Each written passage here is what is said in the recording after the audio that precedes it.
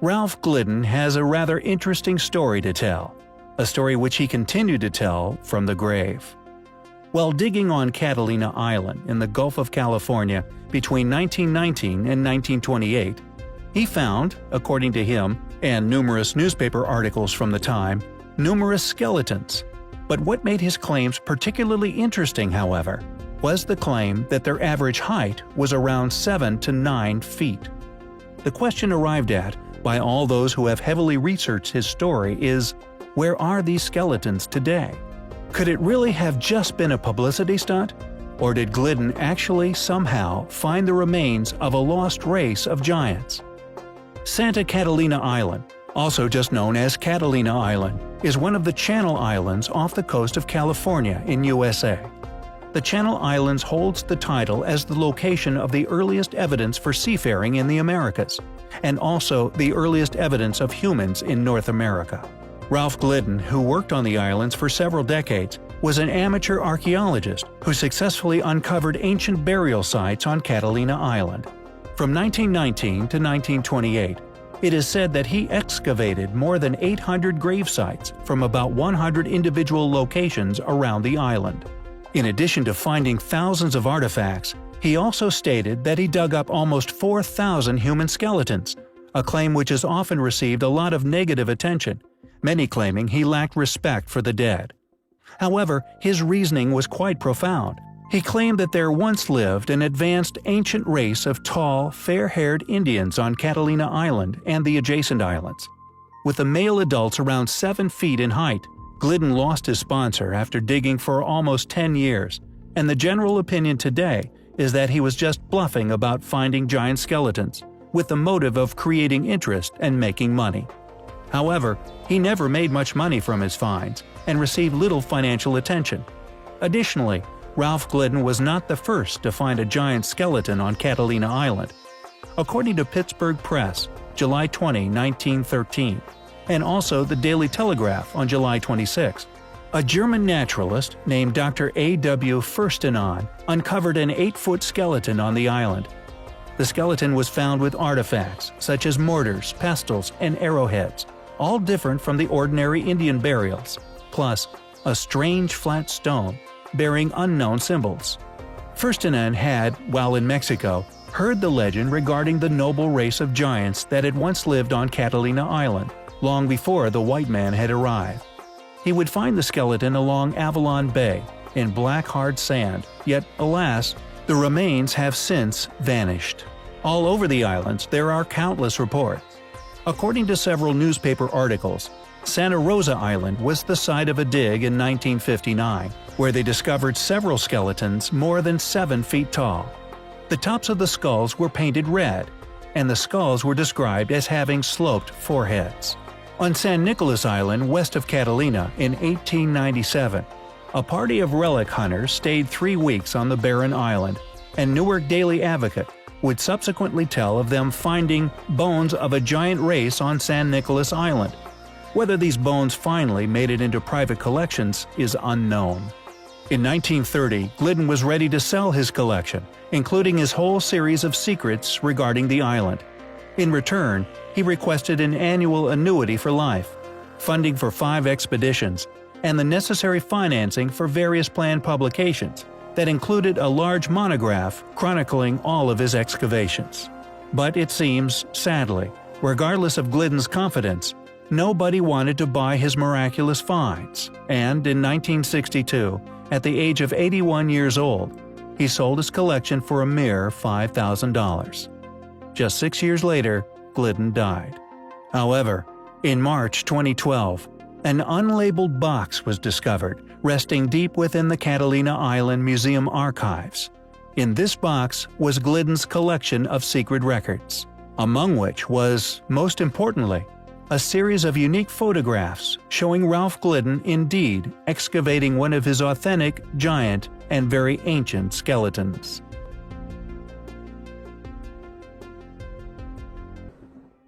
Have you ever heard of a man known as Og?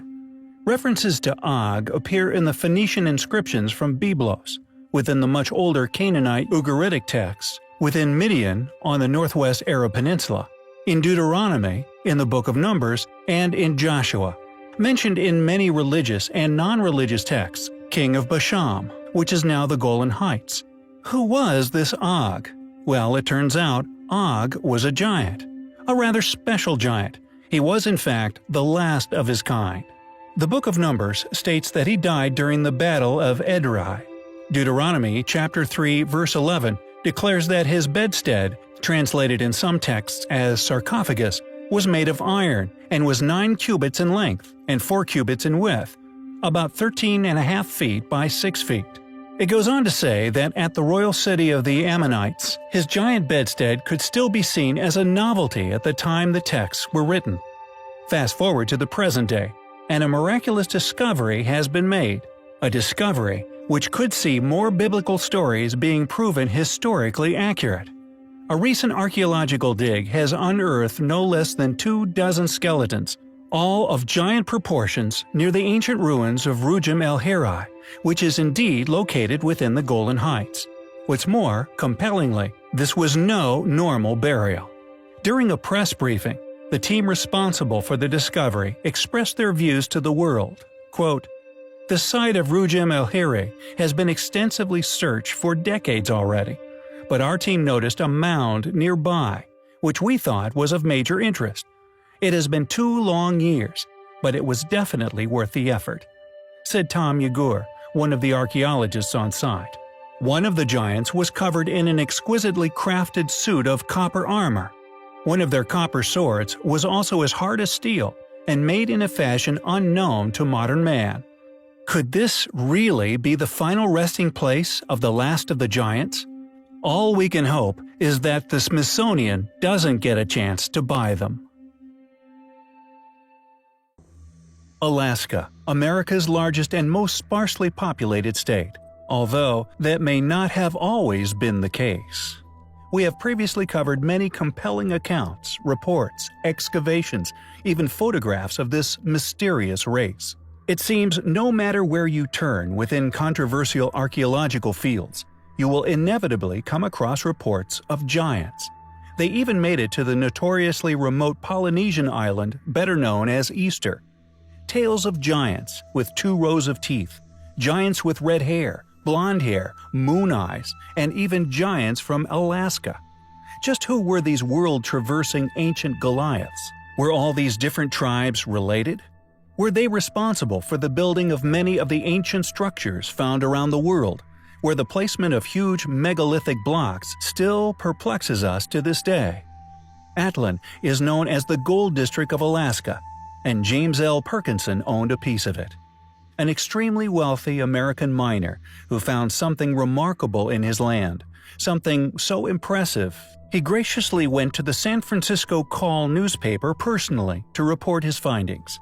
2 weeks prior, the first excavations were being made for a tunnel which unfortunately broke through into a layer of an ancient burial ground. Within were 7 gigantic skeletons. One was a mere 7 feet in height, yet the others were of a tremendously greater stature, some over 10 feet tall. "The layer is at a high altitude, and the ground is half frozen, making for great preservation chances," said Perkinson. He believed that many more giants were buried there, as the ones he unearthed were lying comparatively close together. The skeletons were unusually well formed, but one unique feature was the size of the bones. The forearms were enormous in comparison to usual people. Besides 2 of the skeletons were spears, rudely shaped and pointed with sharp stones. Other pieces of stone and carved metal were found nearby. Unfortunately, it wouldn't be long before it all seemingly vanished. Regardless, this was a noble act by James L. Perkinson. It is sadly unknown just what did happen to the giants on James' land. This was a report made by James L. Perkinson to, and subsequently reported by, the San Francisco Call on November 18, 1900. Ohio, the United States of America, nearly 12,000 years ago. The Cherokee would descend from Northeast Asia to inhabit the Americas. Upon arrival, they were welcomed by a race of giant beings. They would become known as the Moon-Eyed People, a race of people far older than humans. It is said that they were responsible for the ancient ruins that now dot the landscape. The Cherokee called them the moon-eyed, due to them only being able to see in the dark. During the day they had very poor eyesight. From the book, Old World Roots of the Cherokee, Chapter 5, What kind of Indians lived in the territory the Choctaw and Chickasaw? According to local traditions, and confirmed by excavations of bones in Tennessee, a race of white giants. The Choctaws told of a race of giants that once inhabited the area, and with whom their ancestors fought when they first arrived in Mississippi. It was always believed that these were just stories passed down from generation to generation. The tribe, for example, had a legend of the mastodon roaming the Great Plains of America. However, over the past few years the remains of this mythical race have begun to surface, confirming the Cherokees' accounts. This story was told by Comanches in 1857, many moons ago. A race of white men, 10 feet high, and far more rich and powerful than any white people now living, inhabited a large range of country, extending from the rising to the setting sun. Their fortifications crowned the summits of the mountains, protecting their cities in the valleys. They excelled every other nation on earth, either before or since, in all manner of cunning handicraft. They were brave and warlike, ruling over the land they had wrested from its ancient possessors with a high and haughty hand. They drove the Indians from their homes by the sword, and occupied the valleys in which their fathers had dwelt before them. The remnants of their fortresses, and the crumbling ruins that surrounded us all, is what remained of their mighty cities. In agreement, the Indian trader Adair often referred to the Nanishtahualo as departed white ghosts, vested with spiritual powers whose descendants were priests and magicians. Navajo legends speak of the Starnate people, a regal race of white giants endowed with mining technology who dominated the West, enslaved lesser tribes and had strongholds all through the Americas. The remains support legends of this race of giants having multiple sets of teeth, and having been over 10 feet in height. The remains have been officially exhumed, but alas not officially covered in the press. It is as if we are now at a point of paradigm destruction. Artifacts that tell of such beings are no longer successfully hidden, they are now just ignored. Following some archaeological evidence found regarding this giant race, they practiced a mother goddess religion. They possessed copper, not bronze, axes. Polished slate tools have been found, including fishing plummets, which were apparently regarded as sacred. Belief that the grandmother moon was the repository of souls, a diet of mainly shellfish and seafood. The building of fish weirs on North American rivers to trap migrating eels. This is a form of fishing known as elvering, but due to plummeting stocks it is now widely regarded as detrimental to the ecosystem. Certain vegetarian habits, wild rice, for instance, inscriptions on artifacts, especially pipes, often buried with the dead, use of coal and petroleum, weaving and looms, knowledge of seafaring, mathematics and engineering, including canals and irrigation, burying of a dog with a child to guard the latter in the afterlife, a language apparently Afro-Asiatic and close to Semitic tongues, and kingcraft. Nobles were buried in seated positions on thrones surrounded by a coterie of their retainers. They also had flatter heads and 6 fingers and toes. Were these giants highly advanced? Did they build the pyramids? There is also many contradictory tales across the earth, which speak of primitive, cannibalistic beasts, enslaved and used for their strength, yet no legend has ever been corroborated with such compelling archaeology as the moon-eyed people of Ohio. Where these races of giants came from, or indeed where they went, is a question which needs to be answered. Georgios Tsoukalos goes deep. The only way the ancient astronaut theory can be disproven is when the extraterrestrials show up and say we were never here in the past. The awe-inspiring ancient city of Hegra, also known as Madain Saleh, close sister of the equally astonishing and cinematically famous ancient site of Petra, is now finally open to the public, able to go and investigate for themselves. We have covered this site, and indeed the gigantic scale of the rock-cut temples, the claimed tombs, and tall doorways to enter these sites. Furthermore, we have covered uncanny similarities found upon rare, unfinished areas of these once astonishingly precisely cut, solid rock ruins. In addition to the enormous scale of the stone-cut buildings, and the absence of doorsteps, which would have enabled the now average-sized human claimed as having created them, no chance of entering them with ease. This giving credence to the many theories pertaining to these gigantic structures, along with their gigantic scales and their enormous megalithic counterparts found at other sites, linked to by cutting marks previously mentioned, were instead constructed by an ancient, now lost race, far larger than any of today, one capable of these incredible ancient feats. Could these structures have, instead of, as so many, as indeed we have postulated, not actually built by ancient man, but were actually made by ancient giants?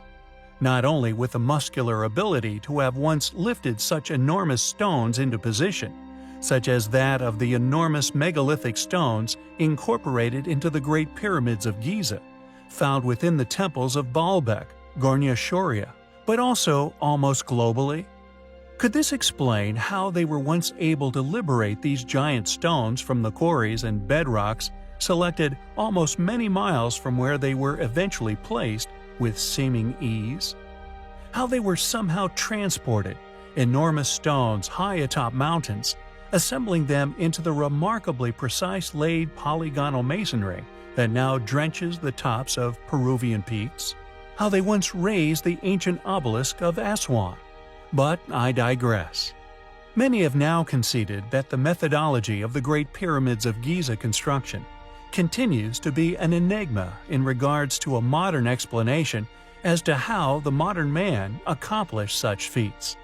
Could this mystery be linked to the cover-up in which many have claimed, and we ourselves encountered, in regard to the remains of this possibly lost civilization, smothered by the Smithsonian, one that we would now perceive as ancient giants?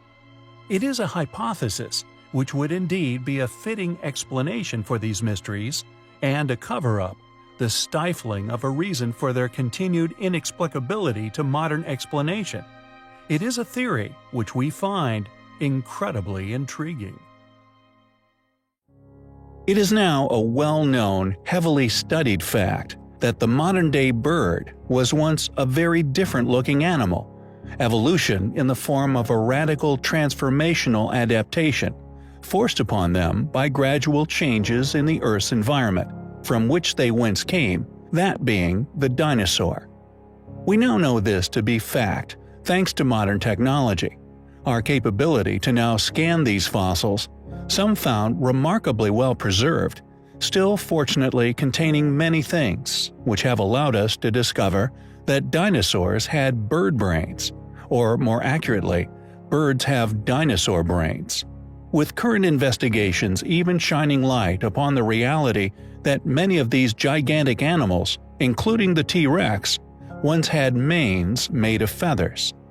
This drastic change from the dinosaur, resulting in the vast array of creatures we see today, from the ostrich to the albatross, even to the commonly domesticated budgerigar. Yet they all share one common trait: a significant reduction in their size. Even animals which survived unchanged, such as the crocodile, still shrank considerably. This shrinking of said species having been demanded of them by environmental changes. Evolutionary adaptation, as we have covered in the past, is, in the channel's opinion, in its true sense, an adaptation of specific sets of vertebrate types, the true definition of species, not as Darwinian theory posits, of leaps between such. Thus, evolution witnessed within the animal kingdom is not indicative of a shared single ancestry, but inseparable branching from specific vertebrae or phyla groups, never proven to have leaped from one to another. As such, modern-day birds could in fact be seen as the product of de-evolutionary adaptation. This loss of size would in all probability have also resulting in a deterioration in their intellectual potential, this being due to the considerable decrease in brain mass, possibly derived from cataclysm, which deprive them of the resources needed to remain at such gigantic sizes. The reason for this digression is the channel's postulation of this same process, having once possibly occurred to Homo sapiens also. Could this explain why some of the oldest ruins are also some of the most advanced, with many remaining beyond the reach of modern man's ability to understand them? Is it possible that man, once had a much higher intellect than us today, due to a far greater sized cranium. Simply put, were we once giants, just as modern-day birds were once dinosaurs? Legends and accounts of ancient giants can be found all over the world, also featuring in many ancient religious teachings. Additionally, many of the still unexplained sites of Earth regularly feature doorways many feet, sometimes even meters above that which is required by and for humans of our modern scale. The Terracotta Army, for example, is believed by many independent researchers, including Mystery History, to have been made by a lost civilization, and their average height, intriguingly, is much taller than modern man. Many accounts exist of giants, which share similar descriptive characteristics: red hair, double-rowed teeth, elongated skulls, etc. With many accounts of red-headed giant remains actually discovered and excavated all over the world, yet often all that survives of these reported events is a small news article, regularly noting Smithsonian involvement in said recoveries, yet seemingly and conveniently always slipping away from the public domain. Lovelock Cave being another example. Locals tell of it once being the home of a group of red-headed giants, which was eventually blocked and the giants burnt alive. A giant handprint still visible on a rock in the cave, presumably made by one of these individuals during their unpleasant demise. Yet what has to be the most compelling piece of evidence, fortunately still in view to suggest giants did indeed once exist, are footprints found all over the globe, once laid down upon sediment, now fossilized into solid stone. These footprints range in size up to a few meters in length, indicating that humans, at some point in the distant past, may have been even larger than many dinosaur species. This would have undoubtedly given them the capability to have moved the ancient megaliths we often cover, and also the ingenious nature of many of said sites due to a larger brain. Are these footprints proof that we too, just like the modern bird, were once monstrous in size, yet at some point within antiquity experienced a similar or the same cataclysmic events which forced a shrinking of our mass over many generations? Could this de-evolution have been due to what titled the axis of the Earth? When our Earth was aligned, did it have the ability to provide and sustain such growth? Once providing a suitable habitat for an abundance of resources required for the far greater size food chain witnessed during the Jurassic period? We find the evidence to support the hypothesis of giant ancient humans highly compelling. Chachapoyas is an ancient city, once effortlessly mingled among the mountains of northern Peru. At an elevation of 2,335 meters, it is still an inhabited location that was once the home of a little-known or indeed understood enigmatic civilization known as the Cloud People.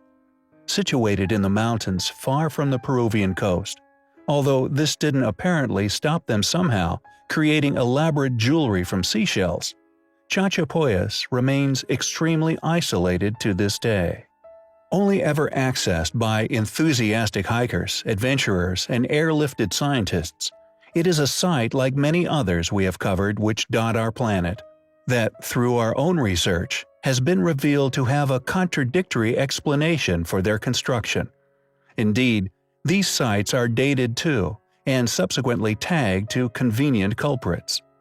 We have not only found compelling evidence to suggest that this most isolated, once thriving location is one of the oldest pre-Incan relics anywhere in Peru, but that the datings of such sites is often a funded conspiracy rather than a reality. Los Pinchudos is an elaborate Chachapoya tomb complex molded into a high rock face. It is a natural and cultural World Heritage Site and is guarded 365 days of the year and closed off to all except specific scientific exploration. What is remarkable about the site is the fact that the wooden statues marking the tombs have mysteriously survived the ages. These statues were used by academia to date the site. However, although the explanation for the statue's survival is apparently, quote, an arid climate, end quote, the actual site displays evidence of a far greater antiquity than these timber ghosts. Wooden artifacts rarely survive the humidity found within the Peruvian mountains, and although scientists attribute the figure's preservation to the site's location in an arid climate, the site, when discovered, was in such disrepair, an emergency conservation effort was launched to save it from further erosion. Many believe that the tombs would have been lost completely without Church and Peruvian conservator Ricardo Morales Gamarra, who restored the eroding foundations. The clay and stone tombs of the complex also have wooden roofs and have surviving Inca paint in red, yellow, black, and white. We feel, due to the other compelling evidence that has been gathered and subsequently shared upon our channel, along with the extensive erosion found at many of the sites attributed to the Chachapoyas, that there may be a high chance that the wooden roofing and statues commemorating the graves may have been another conservation effort, performed by people placed more recently within history, people modern academia claim as the original builders. Is it possible that with the extensive erosion evident at the site, in contrast to the highly preserved and seemingly recent wooden monuments and protective roofing, that we are actually looking at more than two building phases upon these tombs? An original construction, followed by a later Incan conservation effort, and then a modern correction? We find the evidence to suggest such highly compelling. In our previous video, we presented a hypothesis, a theory believed by many, one of a now lost or possibly hidden race of ancient giants. Surprisingly, however, recently, although China is seen as an infamously secretive country, with many tombs and ancient pyramids of gargantuan proportions rarely aerial photographed, let alone explored, it seems that they have, at last, stolen the archaeological world stage, with the announcement of a discovery which we may relish, but those whom these remains rest just beyond the clutches of, we would presume rather get a hold of themselves to study, and then store away in hidden archives, far from public view, an ongoing effort we have personally read of, dating back to the early 1900s. An ancient graveyard, complete with over 500 giant human remains, has not only been accidentally discovered, but publicly exhumed, and most crucial of all, photographed for all the world to see within China. Could this be a retaliatory move with other motives at play? If our previously mentioned theory is true, it would enable man to explain the inexplicably, seemingly impossible size of many of the world's megaliths, and indeed still standing megalithic structures of the world. How a pyramidal, treasury, and many other ancient architectures, lintels, and top stones, often weighing many hundreds of tons, were not only transported from quarries many hundreds of miles, but placed aloft many meters with seeming ease. Furthermore, we have in the past not only postulated and have also presented reams of witness testimony and photographic corroboration, still to be found in newspaper archives across the Western world, describing these finds, but also the Smithsonian's efficiency in not only dealing with the matter, but disappearance of any further reporting, thus exploration.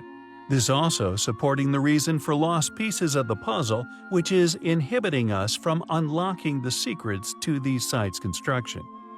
Perhaps we may never know the true motivations for such a controversial exposure in China, but nonetheless, the resulting fallout of proof presented for our community is a step closer to the truth, the untangling of a tired and tangled web of lies in which many have weaved. For at the bottom of Pandora's box, there is always hope. We've often covered the perplexing finds of giant skeletons, which have been repeatedly reported all over the world. we delved into the rumors and evidence of a considerable conspiracy surrounding the Smithsonian Institute and their cover-up of these remains. However, thankfully, it seems modern technology has made this job virtually impossible, and the evidence which has surfaced over the last few decades has finally been getting the publicity it deserves. For example, curious remains guarded by a humble priest from a small village within Ecuador have finally been allowed to see the light of day, and the true extent to this astounding cover-up is beginning to be revealed.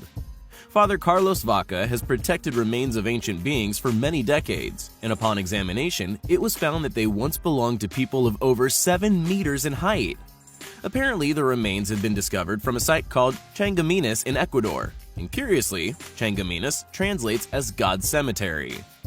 Although reports have surfaced from within Ecuador for over a century regarding finds of similar scales, this is the first time that such remains have remained within the public domain. The Mystery Park in Interlaken, Switzerland, for example, has held since 2004 a reconstruction of a 7-meter specimen of an apparent human being that would have been just over 7 meters in height that was found within Loja.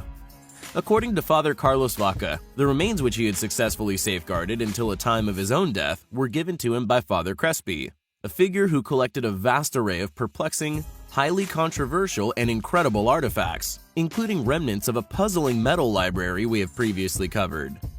Unfortunately, upon the event of Father Crespi's death, his collection was ransacked, replaced with clear forgeries and cheap fakes. However, it seems Father Carlos Vaca may have kept some of these artifacts safe until his own death in 1999, upon which they luckily sank into the archives of the Ecuadorian Museum. Are these remains really that of giant human beings? Just who could they have belonged to? Has there really been a concerted effort to conceal these enormous remains from the world for over a century? If so, the question is, where are all these remains now? His collection also contains strange utensils, minerals, and compounds of magical properties, which according to many authors could explain numerous archaeological mysteries that have not yet been deciphered. Some of the bone fragments were supposedly sent to the Smithsonian Institute for further analysis, the results of which were surprisingly broadcast on a television program in Ecuador led by renowned director Alfonso Espinosa de los Monteros. Could the legends be true and the aptly named City of Giants be named after the real thing? It seems thankfully as time goes on, the truth is slowly being revealed.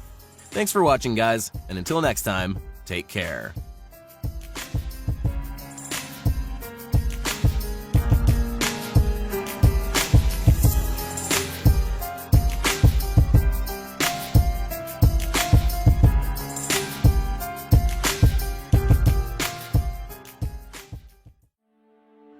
During our research, we have stumbled across countless legends and accounts from history which tell of ancient giants. Not only legends, but photographic evidence, and an equal amount of initial newspaper reports of their discovery. This often accompanied with the mention of the Smithsonian Institute's insatiable interest in such finds, and then an inevitable erasure of said finds from future research. Rarely has an ancient giant been allegedly found, with the remains seemingly slipping the net of said institute's attention, making it into mainstream research and an ally's collection before the Smithsonian was able to make said discovery vanish from history.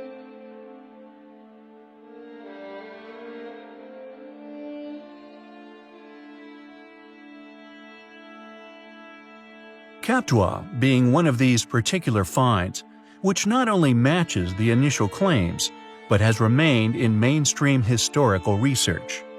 Tales of a two-headed, 11-foot-tall giant are not only corroborated by photographic evidence, but the actual mummified corpse of the giant himself. The initial discovery of this incredible being was made back in 1673. An ogre, or two-headed giant, is said to have assaulted a party of Spanish sailors, who fortunately overcame said giant with cunning. After trapping the giant, the sailors planned on killing it, fearing repercussions if released. The cause of the giant's death, however, has long been debated, but what cannot be denied is the astonishing remains which eventually made their way to London. The mummy then vanishes from the history books for nearly 400 years, reappearing in 1914, on the shores of the Burnbeck Harbor in the UK. The mummy inevitably became an extremely popular attraction, with people traveling from thousands of miles away to come and peer at this once monstrous two-headed giant. It remained in the public eye until 1959, a rare exhibit which escaped the clutches of those who would wish to hide it, with many photographs and other research projects allowed to be undertaken on the giant's remains by Lord Howard. This incredible giant, thanks to the Lord's dedication to said curiosity, remains in existence within the public's domain, an undeniable verification of a lost race of giants, which we have long claimed to have had first-hand experience of in their past discovery. A magnificent 3-meter-tall mummified corpse of an ancient giant does indeed exist, and due to its age and primitive technologies available to said claimed sailors, when initially discovered, the possibility of it being an elaborate stitched-together hoax has been seemingly debunked, but also ignored by mainstream media due to the controversial nature of said finds. Who was Captua? Was he part of a race of beings in Patagonia, a race we have merely seen these remains of? Is the corpse authentic? If not, how is he constructed to such an astonishing detail so far back in history? Captua is undoubtedly highly compelling.